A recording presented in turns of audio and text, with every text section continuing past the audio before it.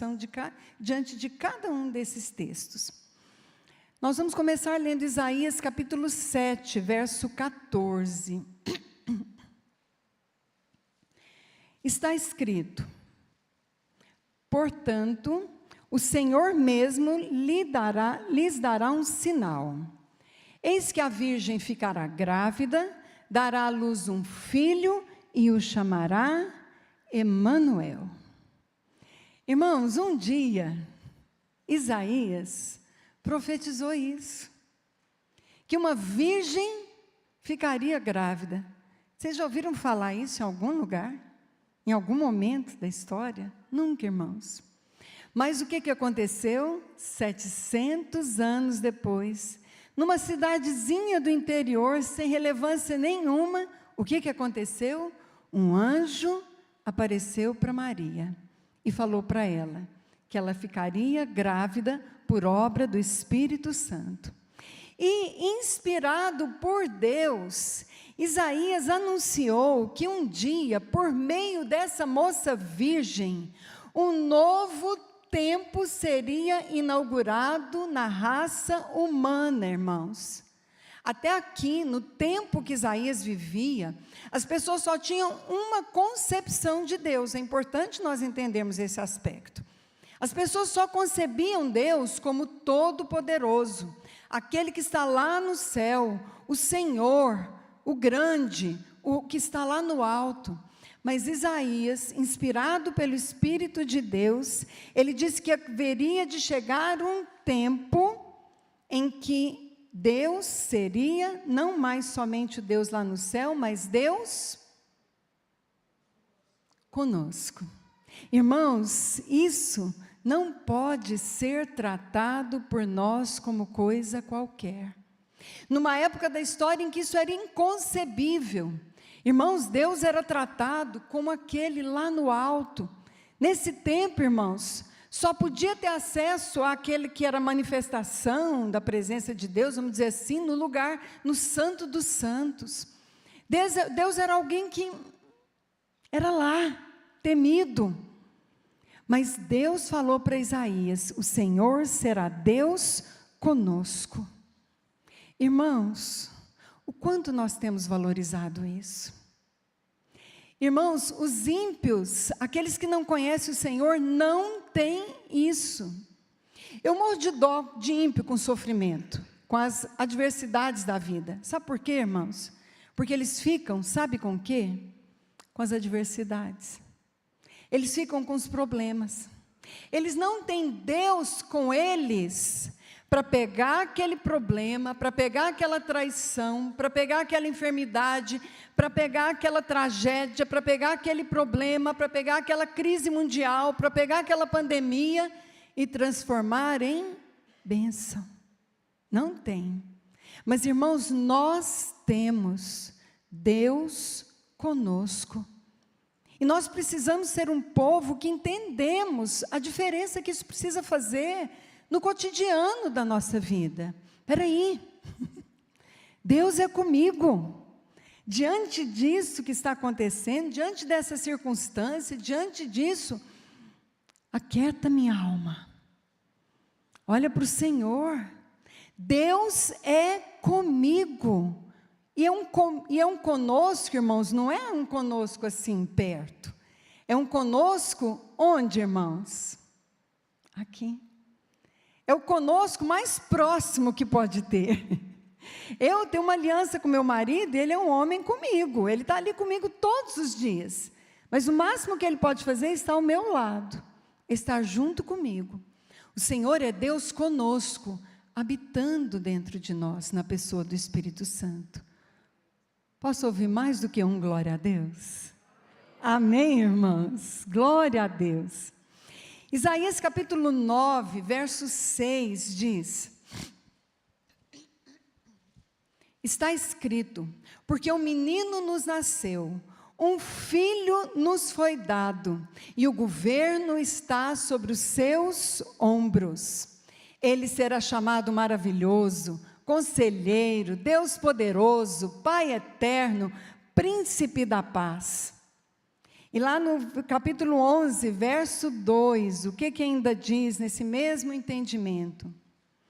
O Espírito do Senhor repousará sobre ele, o Espírito da sabedoria e de entendimento, o Espírito de conselho e de poder, o Espírito de conhecimento e de temor do Senhor. Irmãos, essa é mais uma promessa, mais uma profecia de Isaías a respeito do nosso Senhor e que precisa fazer diferença na prática da nossa vida. Irmãos, como é bom receber um bom conselho diante dos desafios da vida e nas decisões. Isso já aconteceu com você? Você está com a cabeça toda embananada, mergulhado em sentimentos, meio perdido, sem entender, e alguém vir e te dar um conselho que te esclarece? Já aconteceu? Comigo já, irmãos. Foi tão bom. Mas, irmãos, nós precisamos entender que as pessoas podem nos dar bons conselhos, mas o Senhor Jesus, Ele veio para ser o conselheiro perfeito. Mas Ele só o será na medida em que dermos para Ele esse lugar.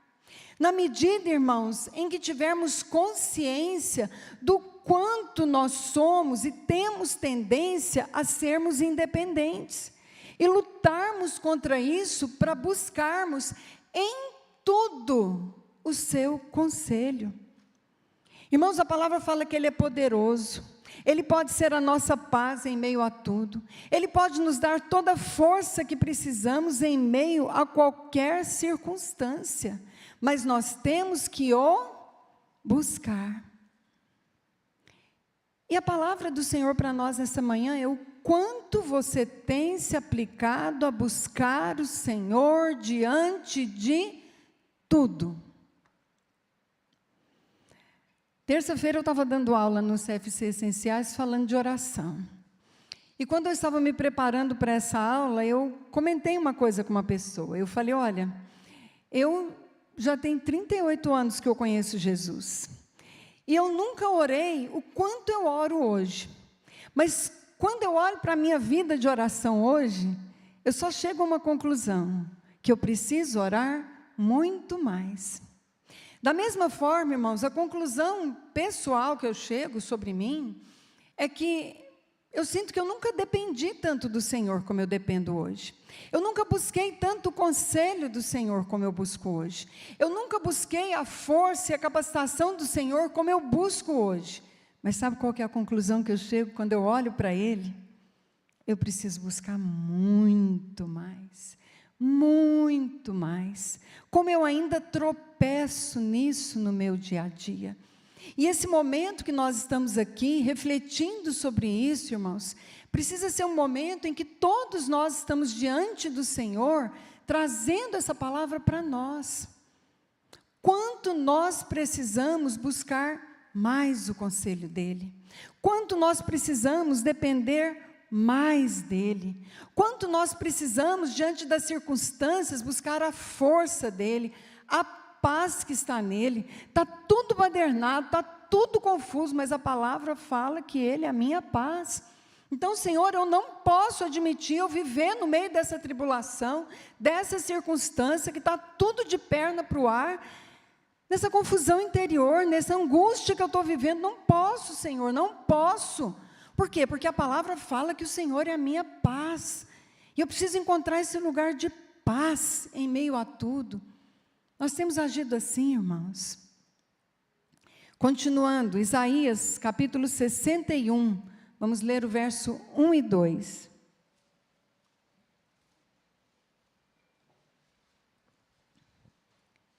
Irmãos, esses versos. O Espírito do soberano Senhor está sobre mim, porque o Senhor me ungiu para levar boas novas aos pobres. Ele me enviou para cuidar dos que estão com o coração quebrantado, para proclamar liberdade aos cativos e libertação aos prisioneiros, para proclamar o ano do favor do Senhor e o dia da vingança do nosso Deus, para consolar todos os que estão tristes. Irmãos, imagina isso aqui. 700 anos depois que Isaías profetizou isso, chegou um dia em que Jesus estava andando aqui na terra. Ele estava andando na cidade que ele cresceu, Nazaré. Fui ali na sinagoga num sábado para um culto normal, assim como nós estamos hoje aqui num domingo, num culto normal. E ele foi encarregado da leitura. Ele foi lá, pegou a Torá, se colocou diante das pessoas em pé, leu essa passagem, fechou o livro, devolveu para o assistente e todos estavam olhando para ele, como vocês estão olhando para mim agora. E sabe o que ele falou? Hoje se cumpriu a escritura que vocês acabaram de ouvir. Irmãos, isso precisa quebrantar o nosso coração. Esse é o nosso Deus. Um Deus que sabe todas as coisas. Irmãos, um Deus diante do qual não existe tempo, porque Ele é. Ele sabe todas as coisas que estão por vir. E Ele anuncia muitas delas aos seus. Irmãos, 700 anos antes Deus falou, mas Deus já tinha na mente dele a visão clara do dia que aquilo se cumpriria. Deus sabia exatamente como, onde, em que momento essas palavras se cumpririam. E chegou o dia em que elas se cumpriram. Irmãos, é assim na nossa vida. Mas, irmãos, nesse tempo de ansiedade, em que a ansiedade tem sido o mal do século, sim ou não? Irmãos, nós temos empresas, temos ali uns 50 funcionários. Meu marido brinca que você devia aprender a ganhar dinheiro, não é só com as empresas, é com o seu consultório aqui.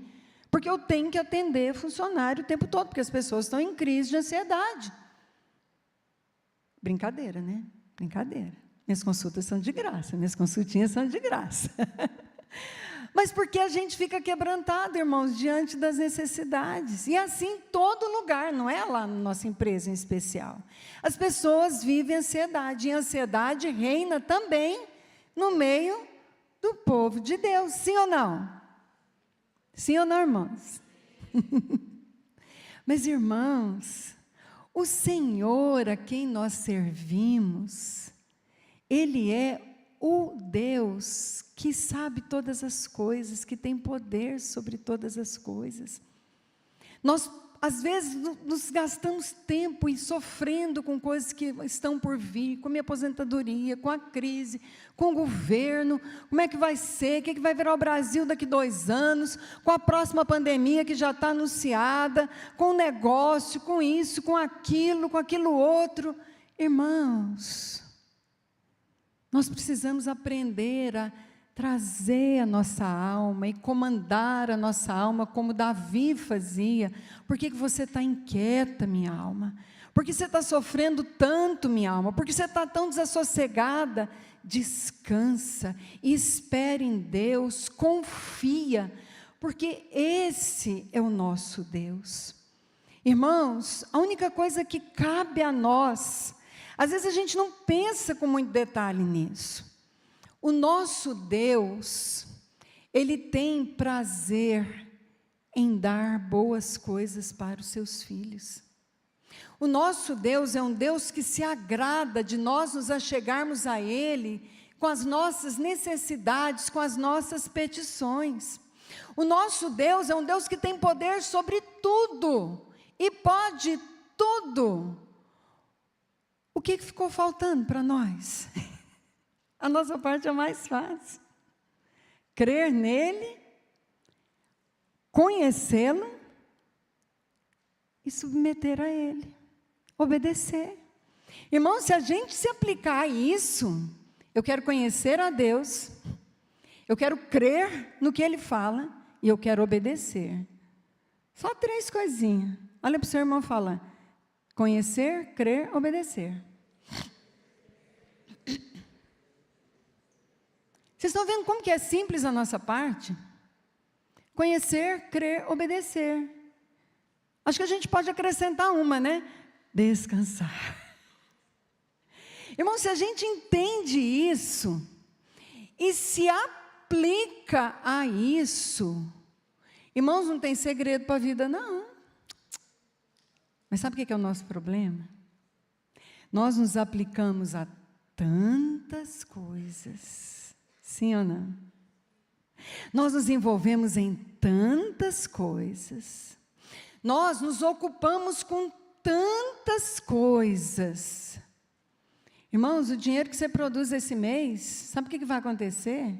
Você vai gastar ele todinho no mês que vem, vai sobrar um pouquinho aqui, ou um pocão, não interessa, mas vai acabar uma hora. Tudo que você faz hoje nessa vida passageira, irmãos, passa, acaba, desgasta, envelhece, corrompe. Mas, irmãos, nós precisamos entender quem é o nosso Deus. Por que falta vigor dentro da igreja? Por que falta tanta coisa na vida dos cristãos? Porque nós não nos aplicamos ao que nós devemos nos aplicar. Esses dias eu estava conversando com uma pessoa lá na empresa, e ela estava tomando um monte de medidas, que vai dar um trabalhão para ela, porque ela está muito preocupada com a lei da herança, que está tramitando aí. Pode ser que aconteça? Sim. O que eu vou fazer diante disso?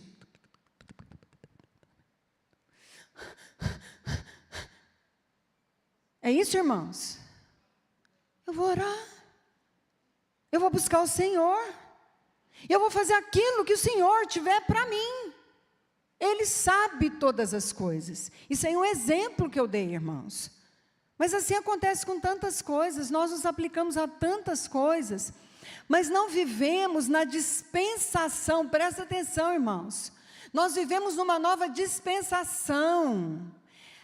Já houve a dispensação da antiga aliança de Deus. Nós somos o povo da nova dispensação, da nova aliança. Qual que é essa nova aliança? É Deus conosco. É uma nova aliança.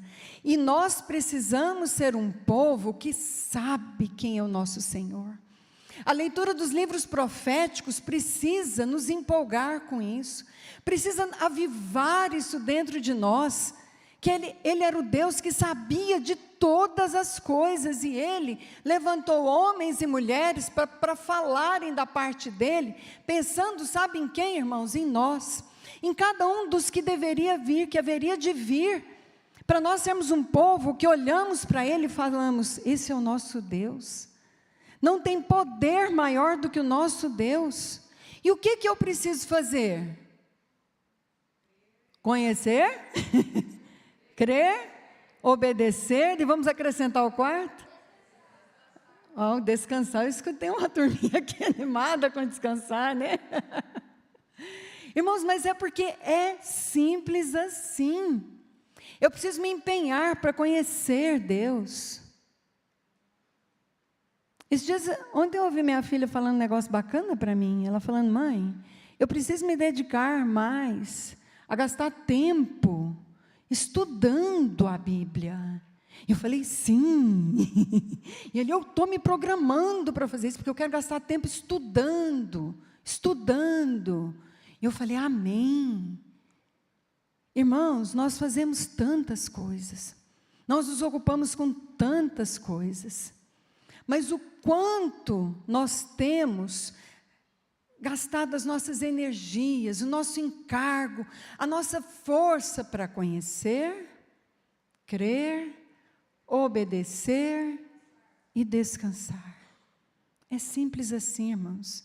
Eu estou repetindo muito porque é didático, isso precisa entrar aqui, e a gente precisa orar para entrar aqui. Senhor, eu preciso gastar tempo, eu preciso entender que eu sou o dono, entenda no sentido, está nas minhas mãos escolher como que eu vou gastar o meu tempo, e eu preciso fazer planos, eu não posso viver assim, tá certo, eu tenho que cumprir 8 horas de trabalho por dia, mas sobrou 16, 8 eu durmo, pode ser 7, pode ser 6, dependendo de cada um, mas eu preciso planejar o meu dia, pensando no que é mais importante. O Senhor já fez tudo, o Senhor tem tudo, o que cabe a mim, eu preciso planejar minha vida de forma tal que eu vou cumprir isso, amém, irmãos? Irmãos, nós precisamos viver pensando, irmãos, que o Senhor, Ele foi profetizado tudo o que Ele seria, foi profetizado tudo o que Ele poderia, mas sabe qual que é o nosso problema, irmãos? Quão pouca sede e quão pouca fome há no meio do povo de Deus, de alcançar tudo isso que Jesus falou, que o profeta falou que Jesus faria e que Jesus faz. Jesus, Ele falou que Ele ia trazer cura, que Ele ia trazer libertação, que Ele ia quebrar cadeias, mas irmãos, quão pouca fome e quão pouca sede há no meio do povo de Deus disso. Em primeiro lugar, irmãos, quão pouco desejo há no coração do povo de enxergar as suas necessidades, de verdade. Nós somos defensivos e justificativos. Irmãos, nós justificamos, nós defendemos. Mas, irmãos, se nós não quisermos enxergar a nossa necessidade, Senhor, eu preciso de cura. Senhor, eu não quero ser cego. Eu quero me relacionar com o Senhor para eu saber, de fato, as áreas da minha vida que precisam ser curadas. Porque o Senhor é aquele que fala que veio curar. Senhor, eu preciso de libertação em algumas áreas da minha vida. Senhor, me mostra. Há prisões em mim que eu não enxergo. Senhor, eu preciso de transformações, eu preciso de tratamentos na minha vida. Será, Senhor, que áreas? Eu olho assim, parece que está tudo bem. Mas o meu esposo fala tanta coisa para mim, meus filhos falam as coisas para mim, e eu acho que eles estão errados. Mas será que eles estão errados mesmo? Ah, nos meus relacionamentos, isso, mas, irmãos, nós precisamos ser um povo que quer enxergar quem nós somos, não é da minha ótica que me ama. A gente se ama e a gente não quer enxergar as nossas dificuldades.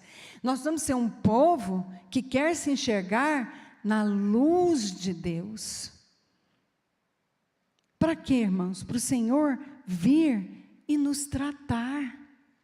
Nós precisamos ser um povo que é um povo da palavra e que olha aqui, irmãos, para essa palavra e fala: o padrão de um casamento bíblico é esse. E eu não posso ficar conformada porque meu casamento está ok. Porque perto dos outros casamentos, nós até que estamos de boa. Irmãos, o padrão é essa palavra. O padrão é o amor de Cristo pela igreja. Maridos, você pode falar: eu amo essa mulher, e pratico esse amor no dia a dia. Eu amo essa mulher como Cristo ama a igreja, e todos os dias eu dou a minha vida por ela. Esse é o padrão. O padrão de Deus para uma esposa, segundo o coração dele, é que ela é uma com seu esposo, que ela é uma ajudadora, que ela se submete. Você pode dizer que você faz isso com perfeição? E assim vai em todas as áreas da nossa vida, irmãos. Mas nós precisamos ter essa palavra como nosso alvo e não nos conformarmos porque está ok. Meu casamento está ok, a pessoa que eu sou, ok. As coisas que eu alcancei, ok. Não, irmãos. Sabe o que é um grande problema dentro da igreja para as pessoas não receberem mais de Deus? Muitos estão na igreja, frequentam a igreja, mas não têm anseio de que a luz de Deus venha sobre você e te mostre todas as suas ruindades, tudo aquilo que não está conforme a palavra de Deus, e não querem ser tratados por Deus. E eu quero te fazer uma pergunta: você quer ser tratado por Deus? Eu vi uns olhinhos fazendo assim. A verdade é que a gente não quer, irmãos. A gente quer viver feliz, mas está errado. Nós precisamos querer ser tratados por Deus. Porque tem coisa em você que precisa mudar? Tem. Mas nós queremos tratar. Deus não trata ninguém à força. A primeira, Jacó, é uma figura da obra transformadora do Espírito Santo na vida de uma pessoa. Quando nós estudamos a vida de Jacó, a gente vê isso. Quando que a vida de Jacó de fato começou? Ele andar com Deus, porque ele andava nas manipulações dele, na força dele, nas maquinações dele, na capacidade dele.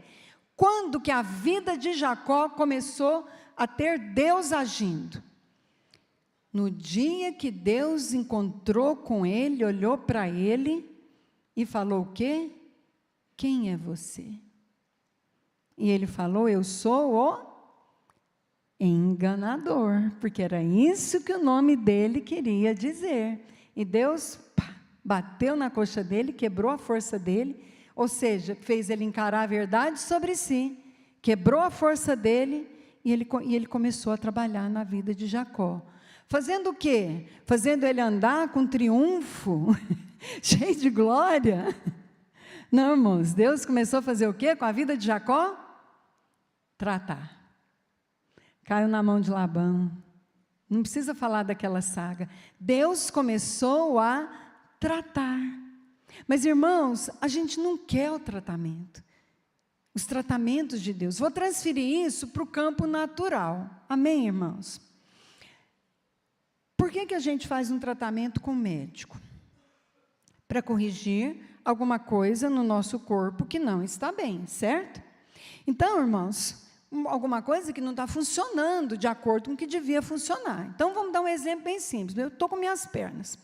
Minhas pernas, elas são formadas tem lá os ossos, os músculos, os nervos, os vasos e outras coisas mais.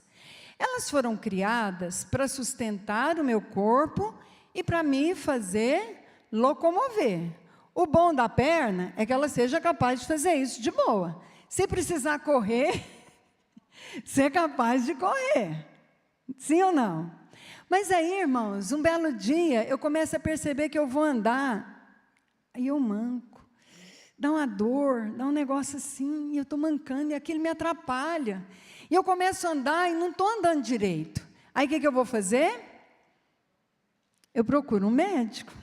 Aí o que o médico vai fazer? Vamos pensar nisso praticamente. Primeiro o médico vai examinar, porque para corrigir, ele precisa detectar o problema, claramente. Né? Não pode ser esses médicos de dipirona. Lá em Moçambique, qualquer coisa é dipirona. Qualquer coisa, trata dipirona para tudo, que é o que tem. Mas o médico precisa fazer um exame para entender de fato o que tem. E aí, depois que ele fez um exame, ou vários exames, o que ele vai fazer? Ele vai fazer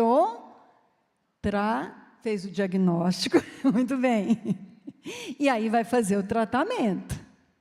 O tratamento pode envolver remédios, fisioterapia, em algumas mudanças de hábito, em alguns casos precisa até de uma intervenção cirúrgica. Sim ou não? Assim é com o nosso interior, irmãos. Ou deveria ser. Irmãos, nós somos criados com um propósito, para um determinado fim. Nós não fomos criados simplesmente para viver segundo o curso desse mundo, sabe? Joga a gente aqui nesse mundo decaído, sabe? A gente estuda, e a gente trabalha, a gente casa, e nós vamos levando, vivendo na roda da vida. Não, irmãos. Nós fomos criados por Deus para um propósito. Mas sabe o que é a nossa realidade, irmãos? A partir do momento em que nós nascemos nesse mundo decaído, as coisas começaram a sair do prumo do que Deus queria que fosse. Irmãos, cada um de nós cresceu nesse mundo decaído e recebemos sim algumas coisas boas, mas todos nós recebemos muitas coisas ruins. Vivemos muitas experiências difíceis. Nascemos de muitas famílias, em famílias com muitas disfuncionalidades. E aí aquilo que nós fomos vendo, nós fomos ouvindo, nós fomos experimentando, foram marcando o nosso interior. Mas sabe o que foi fazendo, irmãos? O rumo é ali, ó, chegar naquele negócio ali, aquele reloginho ali.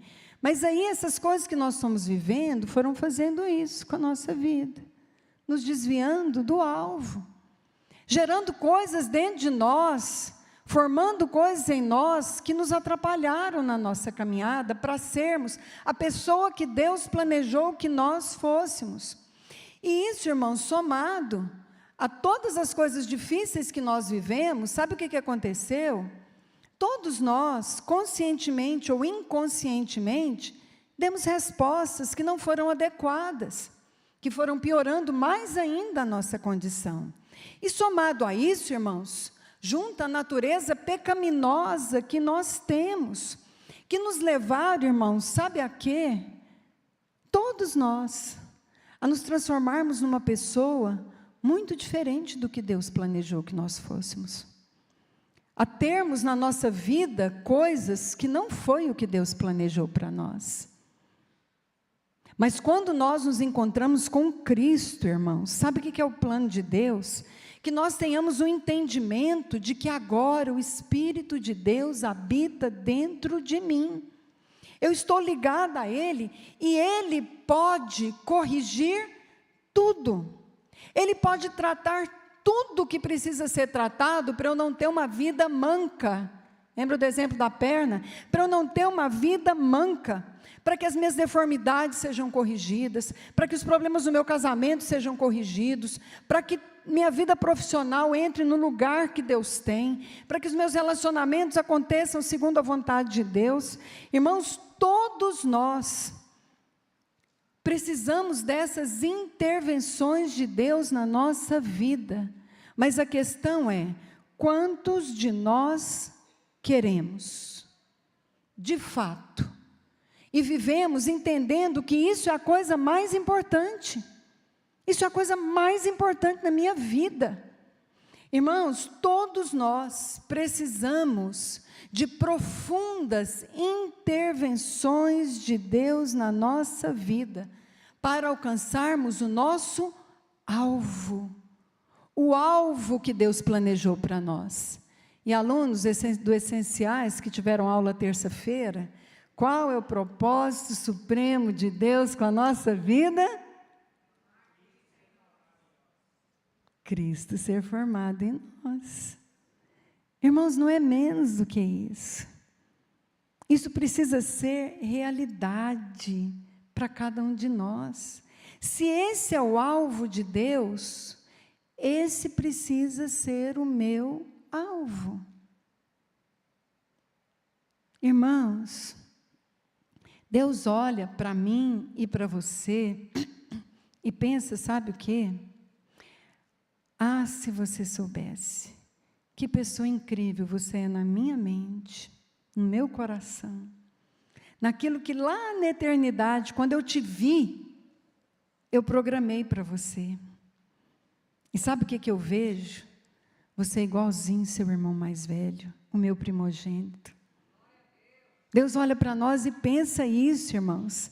Deus olha para nós e fala assim, eu olho para você, meu filho, minha filha, e vejo como os tratamentos, como as intervenções que eu preciso e quero fazer na sua vida, seriam bons para você, se você quisesse, se você se aplicar a isso. Como os tratamentos que eu quero fazer na sua vida, vão ajudar você, vão melhorar você como esposa, como esposo, como profissional, como filho, como pai, como mãe, como servo de Deus. Como, eu queria tanto que você entendesse o quanto você seria beneficiado se você desse essas coisas o lugar que precisa ter. Irmãos, mas para alcançar isso, tem que querer, tem que querer. Tem que querer o quê? Se ver na luz de Deus e querer receber os tratamentos de Deus. Tem que querer, irmãos. Tem que querer conhecer quem é o nosso Deus. Tem que conhecer, tem que querer, irmãos, se submeter a Ele. Entender que Deus é o Senhor. Amém, irmãos? Eu tinha mais algumas coisas para falar, mas eu penso que nós vamos encerrar por aqui. Amém? Porque nós precisamos responder ao Senhor, e eu não quero avançar o horário. Nós precisamos querer responder ao Senhor. Acho que eu vou falar só mais essa coisinha aqui, só mais uma coisa. Eu sei que muitos irmãos estão lendo, da igreja, estão lendo o livro que nós lançamos, A Família Disfuncional Encerra em Mim. E quando o pastor Maquil fez o lançamento, a primeira coisa que ele falou foi: vocês foram muito corajosas em expor tudo que vocês expuseram ali. E é uma verdade, irmãos, todas as fraquezas, as mazelas da nossa família estão expostas ali. E quando eu olho para trás, há 31 anos atrás, quando eu e César nos casamos, irmãos, sabe o que eu penso? O Senhor estava ali, selando aquela união.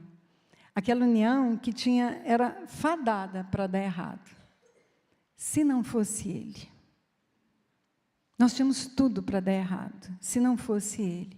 E por muitos anos, nós demos errado.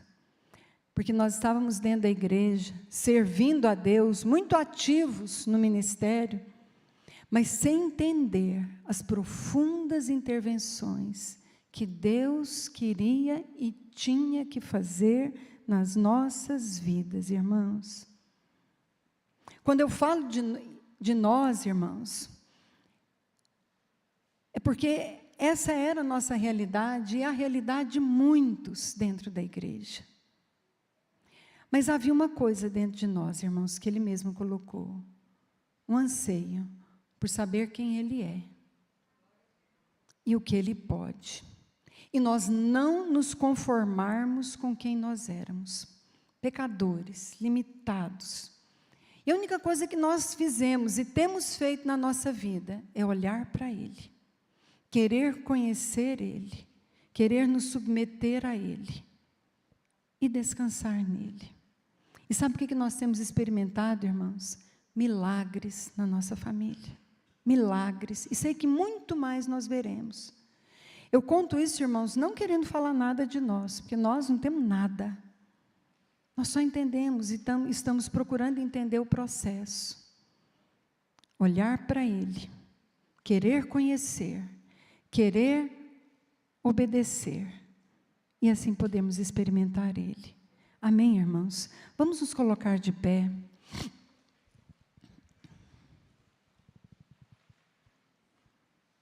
E nessa manhã, irmãos, vamos ter um tempo de oração diante do Senhor. Feche os seus olhos, abaixe a sua cabeça, não se distraia com nada. Irmãos, o Senhor está aqui. Nós temos certeza da presença do Senhor no nosso meio. E é um momento de você falar com o Senhor, renovando a sua disposição de crer em quem Ele é. E que você quer experimentar tudo o que Jesus veio trazer. A cura, a libertação, a transformação, a paz, a força, o descanso.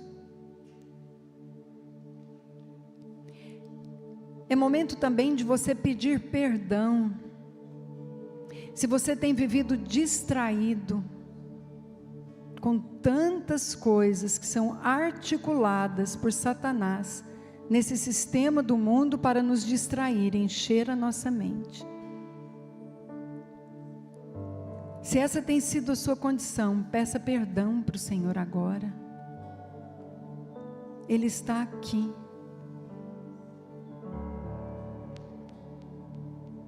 Também é o momento de você pedir perdão se você tem vivido satisfeito com o que você alcançou. Irmãos, quanto o Senhor tem para nós, quanto Ele tem para nós.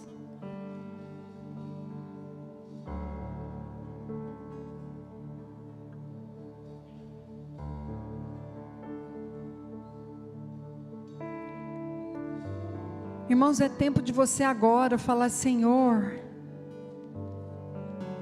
a minha condição é que eu não tenho a fome e a sede que eu preciso.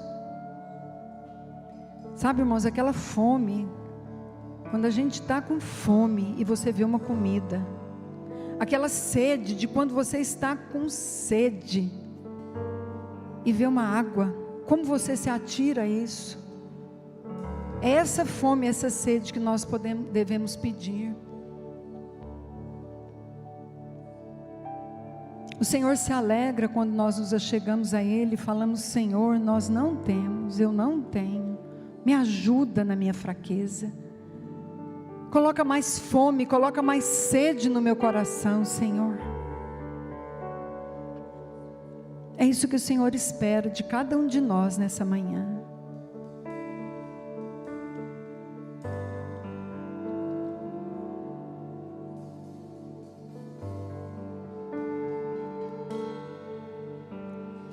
Senhor, nós somos o Teu povo reunido nessa manhã.